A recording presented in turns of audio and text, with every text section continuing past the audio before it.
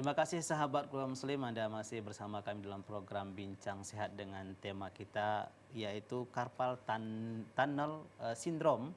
Ya, bagi sahabat keluarga muslim mungkin yang merasakan atau mengalami penyakit seperti ini, Anda bisa bertanya bagaimana cara penanganannya. Hubungi kami di 061 7944 280. Iya, baiklah kita akan lanjutkan kembali. Tadi dok, bagi ketika seseorang yang sedang menderita atau dalam pengobatan atau terapi seperti itu, apakah ada hal-hal yang perlu dihindari berupa makanan atau aktivitas yang lain dok? Ya, kalau secara langsung makanan secara detail tidak ada lah ya, makanan secara yang harus dihindari. Tapi ya makanan kita ya harus bergizi, seimbang, terutama kaya dengan vitamin ya, vitamin B ya, B1, B2, B3, B5, B6 ya. Karena B12 ya, karena vitamin yang misalkan vitamin B sendiri itu memang sangat baik untuk kesehatan saraf, terutama saraf tepi ya. Jadi ya salah satunya memperbaiki juga ya saraf yang rusak tadi. Jadi saraf yang sudah terjepit sudah lama diharapkan dengan pemberian vitamin bisa terbentuk regenerasi lah ya. Jadi dari selubung sarafnya juga terbentuk kembali. Itu harapannya dengan pemberian vitamin. Jadi terkadang dokter akan memberikan suplemen vitamin B biasanya yang diberikan pada kasus-kasus kelainan saraf tepi ini ya, seperti itu. Jadi secara langsung makanannya apa yang dianjurkan tidak ada yang khusus ya makanan untuk penyakit carpal tunnel syndrome ini. Hanya saja tadi aktivitas yang tadi Ustaz Darus bilang tadi, memang ada aktivitas yang harus dihindari. Aktivitas yang menekuk-nekuk terlalu berlebihan ya, seperti orang bawa kendaraan itu ya, sepeda motor ya gak ngegas itu ya, ngegas orang gitu ya. Nah, repetitif yang berulang-ulang itu juga bisa menimbulkan CTS ini. Atau ibu yang suka nyuci berulang, itu juga bisa muncul penyempitan di sini. Atau dia tadi saya ulangi lagi, dia ngetik tapi tidak pakai sandaran. Ya, seperti ini, terlalu mendekuk seperti ini juga bisa. Sehingga terkadang perlu ada satu trik pad itu ya, yang bisa ada bantalannya di situ sehingga menjaga daripada posisinya itu tidak menyempit nanti posisi si nervus medianusnya tadi. Jadi aktivitas yang berulang-ulang itu juga harus dikurangi juga seperti itu. Iya. Untuk olahraga ini nggak masalah dok kira-kira?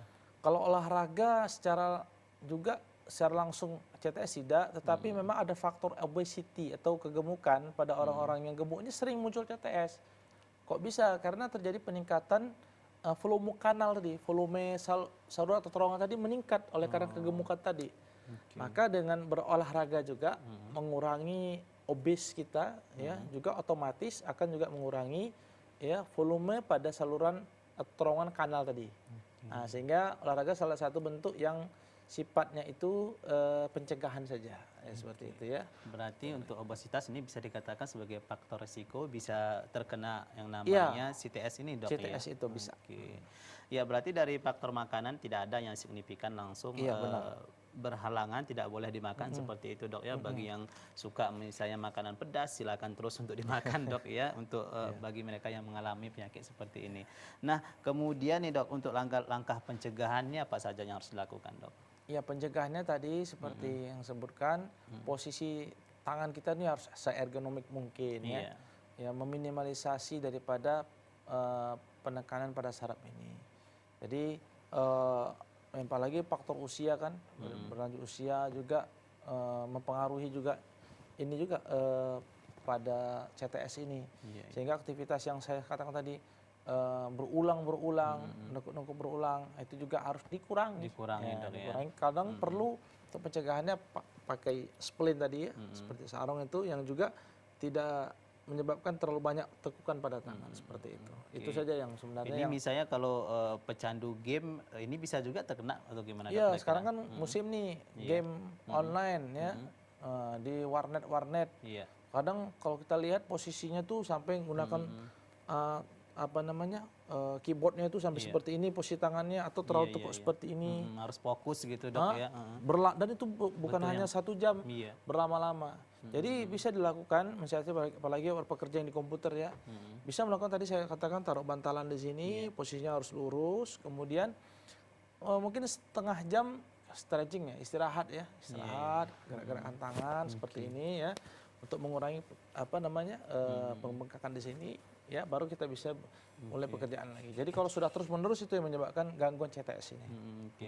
Mungkin waktu di usia muda ini tidak terasa dok ya, Iya. tapi ketika nanti udah usia 50 tahun ke atas, kalau kebiasaan ini terus dilakukan ini tentunya bisa terkena Iya, CTS dok CTS ya.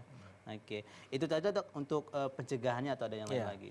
Saya rasa Langkah-langkahnya. itu yang paling penting ya untuk Oke. orang-orang yang penderita carpal tunnel syndrome ini. Oke. Yang paling penting kalau ada masalah yang lebih serius ya bertambah gejalanya, jangan ragu Anda ke dokter ya, ke dokter saraf biasanya ya pada Iya. pasien. Baik dok, ini ada beberapa pernyataan apakah ini mitos atau fakta Oh dok iya, ya. silakan. Ya. Nah ada yang mengatakan bahwasanya CTS ini tidak penyakit yang tidak terlalu serius seperti tidak berbahaya. Tidak berbahaya atau tidak serius. Iya. Saya rasa itu mitos ya. Mitos. Nah, jadi ini sebenarnya lihat kondisinya. Kalau kita anggap sepele CTS ini bahkan bisa berbahayanya apa? Tadi kelemahan motorik ya, pengecilan otot sekitar telapak tangan, ujung-ujungnya pasien bisa mengalami kelemahan, kelumpuhan sehingga tidak bisa beraktivitas. Apalagi yang terkena nanti bisa muncul tangan yang dominan dia, tangan kanan. Nah, bagaimana dia beraktivitas kalau tangan kanan tidak bisa dia fungsikan secara maksimal.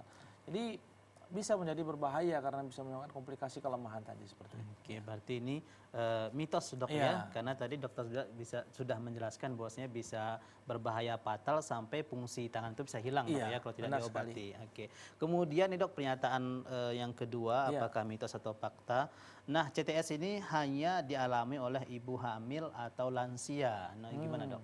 Jadi ibu hamil sama lansia bisa menderita CTS, tetapi tidak hanya ibu hamil dan lansia saja. Pada ibu yang tidak hamil juga bisa ya. Pada usia 40-an, 50-an kan belum masuk lansia, Iya, itu iya. juga bisa seperti itu. Jadi itu memang mitos ya. Mitos. Faktanya memang ibu tidak hamil pun bisa. Apalagi saya sudah jelaskan tadi faktor-faktor resikonya, Iya, iya. obesitas ya, Oke. gangguan hormon juga bisa menyebabkan CTS tadi. Oke.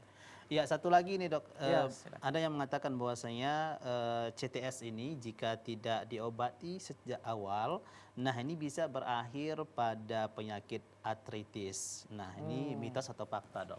CTS kalau tidak diobati di awal menyebabkan artritis. Iya. Sebenarnya sih terbalik ya. Terbalik. Jadi artritis lah yang menjadi salah satu faktor yang berkontribusi terhadap CTS. Jadi ada kondisi inflamasi yang mendasari penyakit CTS tadi. Sehingga tidak artritis yang menyebabkan CTS, maaf CTS-nya atau carpal tunnel syndrome yang menyebabkan artritis. Itu secara logisnya tidak sih ya, tetapi artritisnya yang bisa mendasari si carpal tunnel. Karena itu penyakit-penyakit ada riwayat artritis Iya, iya. terutama pada daerah tangan, sendi-sendi tangan atau rheumatoid arthritis. Nah, itu harus segera diobati juga ya agar tidak muncul komplikasi ke CTS-nya. Berarti ini tadi bisa dikatakan mitos dok ya, tapi Iya. kalau dibalik artritis yang bisa menyebabkan CTS ini baru fakta dok Ya, atau dia bersamaan. Jadi Bersamaan. carpal tunnel syndrome ini pada orang artritis pun juga dia bisa bersamaan oleh karena misalkan sama-sama faktor inflamasi itu Iya. juga bisa. Jadi lebih banyak terbalik ya. Jadi carpalnya yang diakibatkan oleh artritis tadi. Oke. Baik, terima kasih banyak dok atas Iya. penjelasannya untuk tentang CTS ini, dan sebelum kita berpisah dengan sahabat Gua Muslim, kami minta dokter untuk menyampaikan kesimpulannya, silakan dok. Jadi carpal tunnel syndrome ini adalah suatu penyakit adanya suatu kompresi pada saraf tepi di daerah pergelangan tangan kita atau sebut nervus medianus. Oleh karena itu kompresi pada saraf ini atau penekanan pada saraf ini bisa dikabulkan oleh karena adanya suatu peradangan yang berulang, stres yang berulang.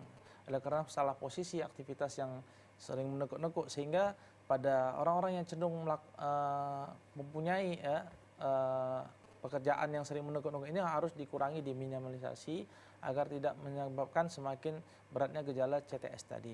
Maka kalau sudah kita mengenal gejala CTS ini, jangan ragu konsultasi ke dokter saraf sehingga bisa dilakukan tindakan pencegahan, pengobatan yang tepat dan untuk mencegah daripada komplikasi agar tidak semakin berat gejala atau perburukan penyakit CTS ini.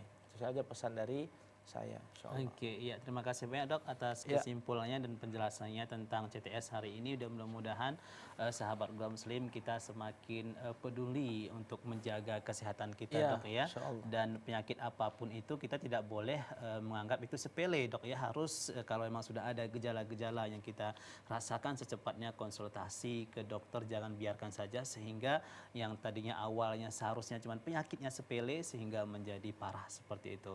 Ya, sahabat Gua Muslim, tentunya untuk menjaga kesehatan merupakan salah satu bentuk rasa syukur kita kepada Allah Subhanahu wa taala. Tetap peduli kepada kesehatan kita, dan kami mendoakan kepada sahabat Gua Muslim yang mungkin sekarang ini dalam keadaan sakit. Nah, kita harus bersabar, mudah-mudahan cepat sembuh, dan Insyaallah, bagi amin, yang amin. sehat tetap bersyukur atas kesehatan yang dia miliki.